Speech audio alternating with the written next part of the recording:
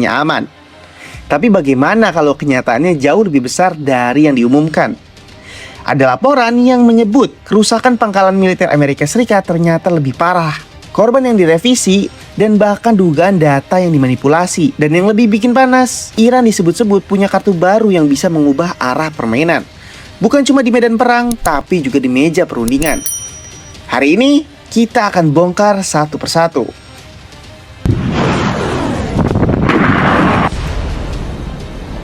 Dimulai dari kecurigaan soal besarnya dampak serangan Iran sebenarnya. Dimulai dalam langkah yang tak biasa. Pembatasan citra satelit. Perusahaan seperti Planet Labs dan penyedia lain diminta untuk mengikuti aturan ini.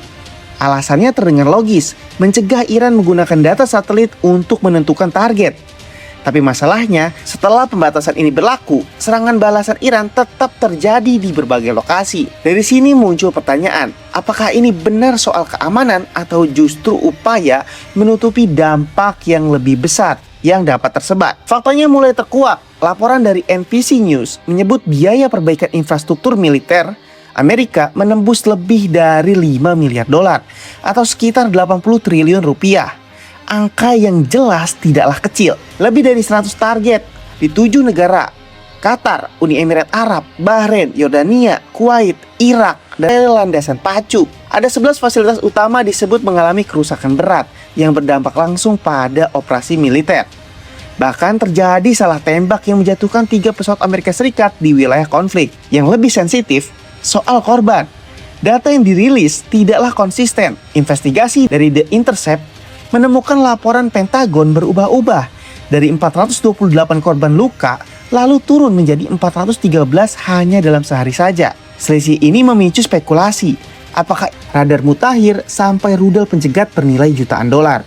Tapi di konflik kali ini muncul kenyataan yang cukup menampar. Teknologi canggih tidaklah selalu berarti aman.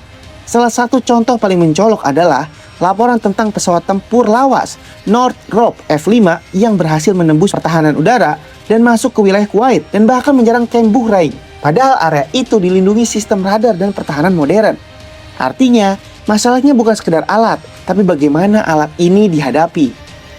Dan disinilah strategi Iran mulai terlihat. Mereka tidak selalu mengandalkan teknologi paling canggih, tapi justru memainkan kombinasi. Untuk menjatuhkan satu drone murah saja seringkali dibutuhkan rudal bernilai jauh lebih mahal.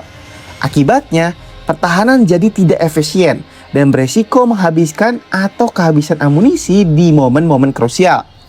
Di sisi lain, tujuan awal Amerika juga mulai dipertanyakan. Dari melemahnya militer Iran sampai wacana perubahan rezim, semuanya belum tercapai. Narasi pun bergerak ke membuka Selat Hormuz yang sebenarnya sudah terbuka sejak awal konflik. Sebaliknya, Iran bermain dengan tujuan yang lebih realistis, bertahan, menekan, dan mengurangi kehadiran militer Amerika Serikat. Dan sejauh ini, banyak analis menilai strategi asimetris itu justru lebih efektif. Pertanyaannya sekarang, jawabannya mulai terlihat di perang narasi berikutnya. Sekarang kita masuk ke arena yang lebih halus tapi justru paling menentukan. Yap, narasi. Selama ini ada anggapan sederhana, kalau satu pihak mau berunding berarti dia mulai tertekan. Tapi dalam kasus ini, Iran mencoba membalik logika itu. Mereka memang datang ke meja negosiasi, tapi bukan dari posisi yang kalah. Justru setelah mampu menahan tekanan militer, Tehran, Iran, ini tampil dengan kepercayaan dirinya yang baru. Presiden Masoud Pezeshkian bahkan menegaskan satu hal penting. Ada garis merah yang tidak bisa dilanggar. Tidak ada penyerahan, apapun tekanannya. Artinya jelas, ini bukan negosiasi untuk bertahan, tapi untuk mengatur hasil akhir. Di sisi lain, tekanan terhadap Iran tetap berjalan. Salah satu yang paling disorot adalah klaim blokade total terhadap ekspor minyaknya. Pernyataan keras dari Donald Trump ikut memperbesar kekhawatiran akan krisis energi global. Tapi di lapangan, ceritanya tidak sesederhana itu. Iran menemukan celah.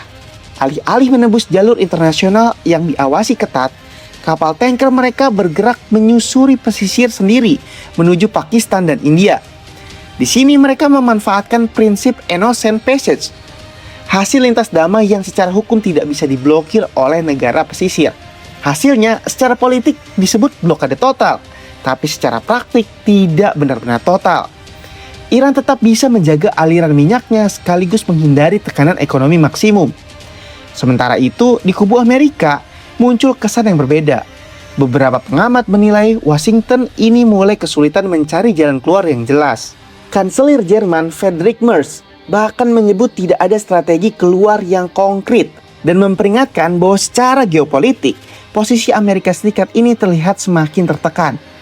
Disinilah dilema itu muncul. Unggul secara militer tapi tidak mencapai tujuan strategis. Tekanan dari sekutu Eropa ditambah dengan minimnya hasil nyata di lapangan membuat arah kebijakan terlihat kabur. Dalam situasi seperti ini, perubahan narasi sering terjadi. Tujuan perang disesuaikan agar tetap terlihat sebagai kemenangan, tapi realitas opsi.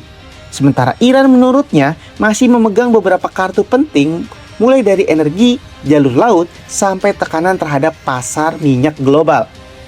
Selat Hormuz mungkin sudah dimainkan, tapi masih ada kartu lain yang belum dibuka.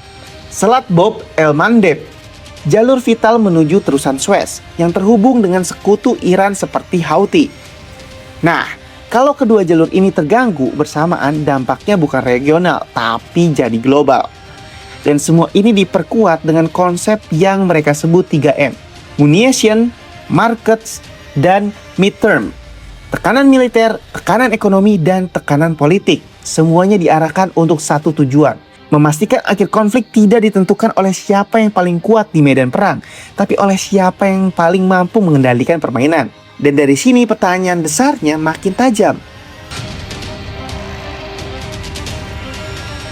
Di titik ini, yang dipertaruhkan bukan lagi sekedar menang atau kalah, tapi kredibilitas militer. Konflik ini jadi ujian nyata bagi Amerika Serikat. Seberapa efektif kekuatan besar menghadapi lawan dengan pendekatan yang berbeda. Karena mereka mengandalkan kombinasi rudal, drone, serta tekanan pada logistik dan ekonomi. Dan hasilnya mulai terlihat. Dominasi teknologi tidak otomatis berujung pada keberhasilan strategi. Di sisi diplomasi, dinamika juga berubah. Laporan dari Drop Side News menunjukkan Iran kini lebih aktif menentukan arah negosiasinya. Tehran menolak melanjutkan pembicaraan tanpa pencabutan blokade. Sebuah sinyal bahwa posisi tawarnya masih kuat meski berada di bawah tekanan. Artinya ini bukan lagi sekedar bertahan, tapi mulai mengatur permainan. Ke depan ada dua kemungkinan besar. Pertama, dieskalasi. Ini bisa terjadi jika tuntutan utama Iran dipenuhi dan Amerika merespon dengan pendekatan diplomasi yang lebih terarah. Kedua, ada eskalasi. Jika kebuntuan berlanjut, konflik berisiko melebar dengan serangan yang lebih luas dan intens. Apalagi Iran disebut sudah menyiapkan langkah-langkah lanjutannya. Dalam dua skenario ini, satu hal yang paling jelas. Perang modern bukan cuma soal siapa yang paling kuat, tapi siapa yang paling tahan, paling adaptif, dan paling mampu mengendalikan tekanan dalam jangka panjang. Dan dari semua itu, satu pertanyaan terakhir muncul. Apakah ini titik balik dari pemetaan kekuatan global? Tulis tanggapan kalian di kolom komentar ya.